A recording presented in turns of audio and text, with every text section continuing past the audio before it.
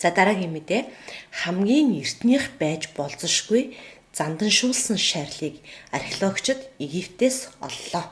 Египтийн Саккара дахь шатан пирамидаас холгүй олон давхар алтанд хучигдсан 4300 орчим жилийн настай муми буюу занданшуулсан шарил олджээ.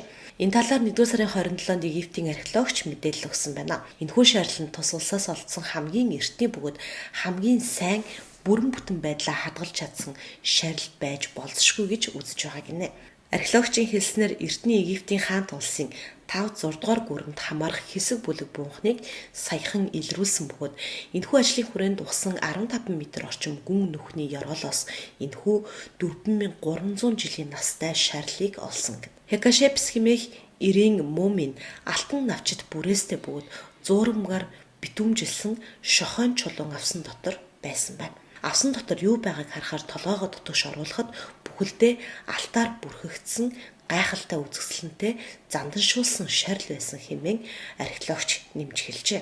Харин олдсон бусад булшны дунд 5 дугаар гүрний сүүлчийн хан Унаасын үед язгууртан тахилч нарын ахлагч түшмтүүдийн хянагч байсан Каномжидефийн булш бас байсан байна. Түүний булш өдөр тутмын амьдралыг харуулсан зургаар чимэглэгдсэн байсан. Өөр нэгэн булш нь нууцыг сахигч ордны их удирдагчийн туслах мэргийнх гинэ. Мөн 1-р фарао Пепигийн пирамид цогцлборын санваартан Фетекийн буухан олдсон бөгөөд энэхүү бууханд тухайн газар нутгаас олдсон хамгийн том хөшөөнүүд байсан байна.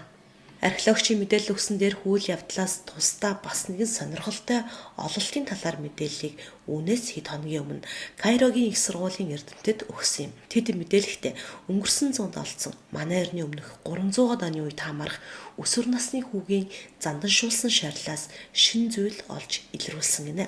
Археологийн олдвор олдсны дараа тухайн олдворыг судалж учир шалтгааныг тайлах ажил нэлээд ярвигтай бөгөөд нарийн байдаг. Тухайлбал шарлыг шууд задлан нээж болдоггүй.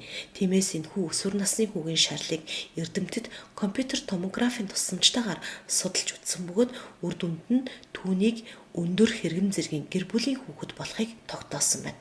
Учир нь занданшуулсан шарил дотор уран нарийн хийцтэй олон сахиус байрлуулсан байжээ. Нийтдээ 21 өөр хэлбэр хийц бүхий 49 сахиус зүйлтийг түүний биеийн гадна болон дотор хийсэн байна.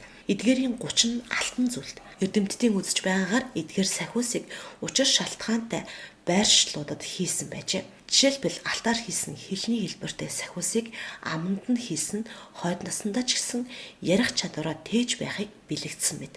Ерөнхийдөө эдгээр сахиус нь хүүгийн биеийг хамгаалж хойд насанд нь эрч хүчийг өгөх бэлэгдэлтэй гэж эрдэмтэд үзэж байгаа юм. Алтан хөвгүүн гэж нэрлэгдэх энэ хүү оршуулгадах үедээ 14-өөс 15 орчим настай байсан ба 155 см өндөртэй байжээ. Нэгэнт шарлыг нь занданшуулснаас үзэхэд тэрээр баян айлын хүүхэд байсан нь тодорхой юм. Харин хамгийн чухал зүйл буюу түүний үхлийн шалтгааныг эрдэмтэд одоогоор олж чадаагүй байна. Түүний биеийн гадна талд болон ясанд ямар нэгэн өвчин эсвэл гэмтлийн шинж тэмдэг илрээгүй гинэ. Гэхдээ шарлыг занданшуулах үед дотоод эрхтнийг авдаг тул дотоод эрхтний өвчтөй байсныг үгүйсгэхгүй гэж хэлсэн байна.